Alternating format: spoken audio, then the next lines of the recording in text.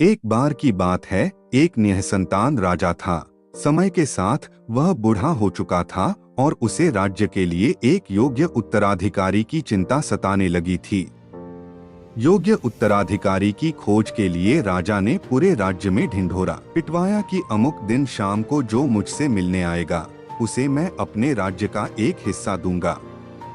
राजा के इस निर्णय से राज्य के प्रधानमंत्री ने रोष जताते हुए राजा से कहा, महाराज, आपसे मिलने तो बहुत से लोग आएंगे और यदि सभी को उनका भाग देंगे तो राज्य के टुकड़े टुकड़े हो जाएंगे।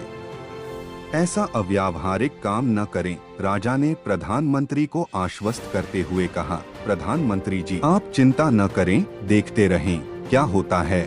निश्चित दिन जब सबको मिलना था, राजमहल के बगीचे में राजा ने एक विशाल मेले का आयोजन किया। मेले में नाच गाने और शराब की महफिल जमी थी। खाने के लिए अनेक स्वादिष्ट पदार्थ थे।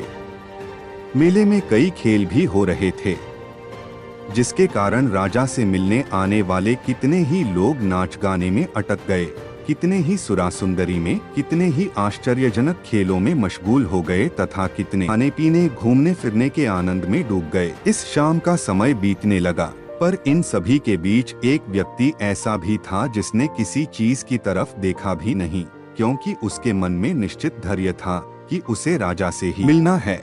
इसलिए वह बगीचा पार करके सीधे राजमहल के दरवाजे पर पहुंच गया। पर वहां खुली तलवार लेकर दो चौकीदार खड़े थे। उन्होंने उसे रोका, पर वह रुकने वाला कहाँ था। उनके रोकने को अनदेखा करके और चौकीदारों को धक्का मारकर वह दौड़कर राजमहल में चला गया, क्योंकि वह निश्चित समय पर राजा से मिलना चाहता था। अब जैसे ही वह अंदर पहुंचा, राजा उसे सामने ही मिल गए और राजा ने कहा, मेरे राज्य में कोई व्यक्ति तो ऐसा मिला जो किसी प्रलोभन में फंसे बिना अपने ध्येय तक पहुंच सका। तुम्हें मैं आधा नहीं, पूरा राजपाट दूंगा। तुम ही मेरे उत्तराधिकारी बनोगे। वह व्यक्ति खुश हुआ कि वह जिस लक्ष्य से आया था उसका फल मिल गया। वह बिना किसी रुकावट के चक्कर में आए अपने लक्ष्य को प्राप्त करने में सफल रहा।